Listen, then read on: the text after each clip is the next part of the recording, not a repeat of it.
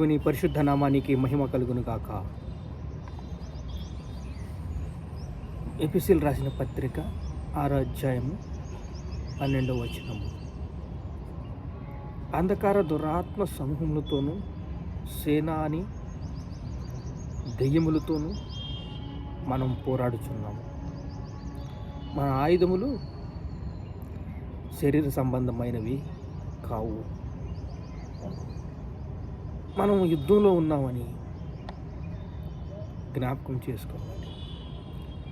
మనం యొక్క పోరు ఉంది, యుద్ధంలో ఉన్నాం. మనం శత్రువు ఎప్పుడు మనల్ని నిరాశపరచాలి, నిరుత్సాహపరచాలి, బంధించాలి, వాడి యొక్క గుణ లక్షణాలని పరిచయం చేయాలి, మొత్తులో ముంచేయాలి, వ్యభిచారంలో ముంచేయాలి, పేకాట్లో ముంచేయాలి, త్రాగుడులో ముంచేయాలి, డ్రగ్స్లో ముంచేయాలి, ఏదో ఒక పందెంలోనికి తీసుకువెళ్ళాలి. ఏదైనా చేసి లోకంలో మిక్స్డ్ చేయాలని ధనాశ ఎన్నో రకాలుగా ప్రయత్నాలు చేస్తూ ఉంటాడు. పరిపూర్ణత, సంపూర్ణత మనకి కావాలి. ప్రతి విధమైన దుర్మార్గత మనల్ని పీడిస్తూ ఉంటుంది. మనకి కావలసిన ఆయుధములు మన దగ్గర దేవుడు బైబిల్ వాక్యముతో దినచర్యలో నింపి మనల్ని సిద్ధపరిచి యుద్ధానికి సిద్ధపరుస్తాడు. చూడండి, ఆదికాండం 4:5 కయ్యూను అర్పణ లక్ష్య పెట్టలేదు, కానీ కయ్యూను చాలా క్రూరత్వంగా ప్రదర్శించాడు. గర్వం,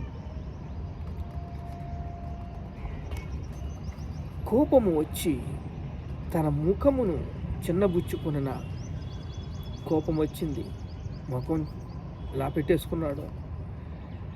నీ కోపమేలా? దేవుడు అడుగుతున్నాడు. నీ కోపమేలా? ముఖము చిన్నబుచ్చుకునిచున్నావే. నీవు సత్క్రియ చెయ్యని ఎడల నీవు దాని ఎడల వాంఛ కలిగి దానికి రాజు అవుదు కదా.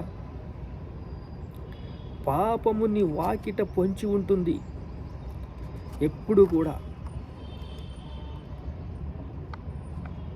కూడా పాపము పొంచి ఉంటుంది. కానీ వాక్యము మన హృదయంలో భద్రపరుచుకుంటే అది మనల్ని ఉజ్జీవపరుస్తుంది. క్షమాపణ, వాగ్దానము, నిరీక్షణ, ఈ మూడిటి మధ్య నలిగిపోవాలి. ఎలాగా? చెరుకు మిషన్లోని చెరుకు పెడితే ఏమొస్తుంది? రసం వస్తుంది. క్షమాపణ, వాగ్దానము, నిరీక్షణ. యెహోవా కొరకు ఎదురు చూచువారు నూతన బలము పొందుదురు. అపవాది తంత్రగొండు, వాడి శక్తి, వాడి బలము కన్నా దేవుని శక్తి, దేవుని బలము నువ్వు పొందుకుంటావు. నూతన బలము ఎలా పొందుకుంటామండి? అపవాది తన క్రియలను లయపరచడానికి యేసుక్రీస్తు వారు లోకానికి వచ్చాడు. మనం పోరాడుచున్నది అంధకార దురాత్మ సమూహములతోనూ, ఈ లోకనాథంతోనూ, ప్రధానులతోనూ, అధికారులతోనూ. మనము పోరాడుతున్నాము, నిరుత్సాహపడుతున్నాము.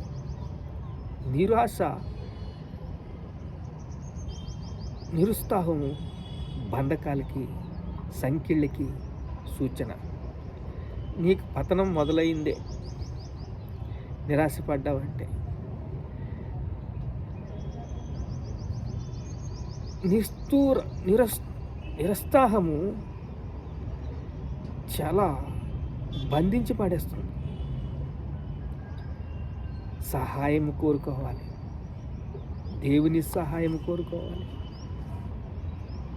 చెరలో నుండి విడిపించబడాలి, బంధకాల నుంచి విడిపించబడాలి.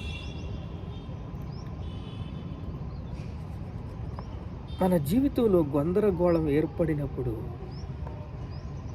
మనకి నిరీక్షణ లేని జీవితాన్ని మనము ఎదురు చూస్తున్నప్పుడు బంధించబడతాం. మీరు దేవుణ్ణి సందేశించుతున్నట్లయితే చాలా బంధించబడ్డారు, అపవాది చేతులు నలిగిపోతున్నారు అని.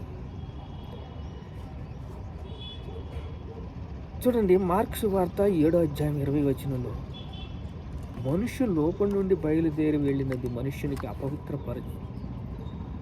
పరుచును, లోపల నుండి బయలు వెళ్ళినది మనిషిని అపవిత్రపరచును.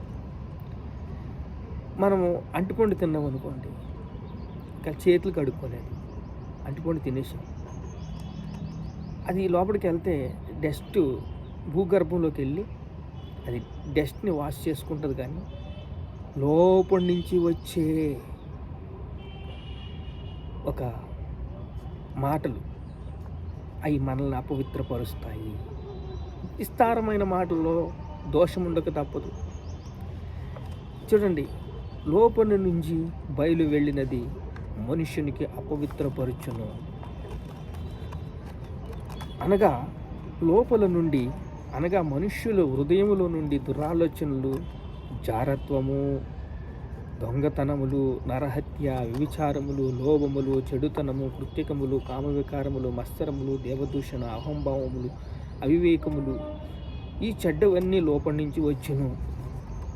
చూడండి, 4 స్నేహితులు ఉంటారు. జారత్వం అంటే 4 స్నేహితులు. ముందర చూపులు, తర్వాత పార్కులు, తర్వాత ఇలా ఒక్కరోజే అన్నీ జరిగిపోవు, కొంచెం కొంచెం కొంచెం కొంచెం కొంచెం కొంచెం. ఈ జారత్వం అనేది నీ జీవితంలో ఎంటర్ అయ్యిందంటే, పెళ్ళికి ముందర జరిగేది జారత్వము, పెళ్ళి తర్వాత జరిగేది వ్యభిచారము, దొంగతనములు. చిన్న చిన్నగా ఇది పర్వాలేదు అని ఆ డైరెక్షన్ ఇస్తాడు అపవాది. మెల్లిగా దొంగతనాలు మొదలు పెడతాయి. చిన్నదే కదా, ఏమైంది, తప్పేం కాదు కదా. నరహత్యలు, ముందర వాళ్ళని వీళ్ళని ఏం చేస్తారు, మాటలతో దూషిస్తారు. ఈ 4 రకాలు ఉన్నాయి. నీ వ్యవహారం అంతా కూడా మాట్లాడేస్తారు. సమయం దొరికినప్పుడు అది ఎవరికి ఇవ్వాలి? ప్రభువుకి ఇవ్వాలి. ప్రభువుకి ఇచ్చి ప్రభువుని దగ్గర నుంచి రెట్టింపు పొందుకోవాలి. నరహత్యలు, మనిషిని బ్రతికుండగానే చంపేస్తాం. నరహత్య అంటే మాటలు తూటాలుగా మార్చి చంపేస్తాం, నీరు కారిపోయేలాగా, నిరుత్సాహపడిపోయేలాగా. ఇది మనుషుని సహజ లక్షణం. అంటే నిరీక్షణ లేని జీవితం బంధింపబడడానికి సూచనలు. వ్యభిచారములు, లోభములు, చెడుతనములు, కృత్యకములు, కామవిక్రములు, మత్సరములు, దేవదూషణ, అన్నీ ఒక్క రోజులోని ఏమీ జరగవు. కూత పదరు భూమి పదరు ఎలా ఉంటుందండి? ఒక 10, 2 10, 3 10 అలా ఒక్కొక్క పదురు ప్రకారంగా అహంభావము, అవివేకము వచ్చును. ఈ చెడ్డవన్నీ లోపల నుంచే బయలు వచ్చును. దీనికి కారణం మా యుద్ధోపకరణములు శరీర సంబంధమైనవి కావు, దేవుని ఎదుట దుర్గములు పడదే అంత బలమైనవి. 2 కొరింథీ 10:4 ఉంటుంది. కానీ మనం పోరాడుచున్నది అంధకార దురాత్మ సమూహములతోనూ, సేన అని దెయ్యములతోనూ, ఆకాశ దురాత్మ సమూహములతోనూ, ఈ లోకనాథులతోనూ, ప్రధానులతోనూ, అధికారులతోనూ రోజు యుద్ధం జరుగుతుంది. మన యుద్ధంలో గెలుపు మనదే. ఎందుకంటే గొర్రెపిల్ల రక్తం బట్టి, నోటి సాక్ష్యం బట్టి అపవాదిని జయిస్తాం. మీరు అపరాధముల చేతను పాపముల చేతను చచ్చిన వారి ఉండగా ఆయన మిమ్మల్ని క్రీస్తుతో కూడా బ్రతికించుకున్నాడు. అందరూ పాపం చేసి దేవుని అనుగ్రహించే మహిమను పొందుకోలేకపోతున్నారు.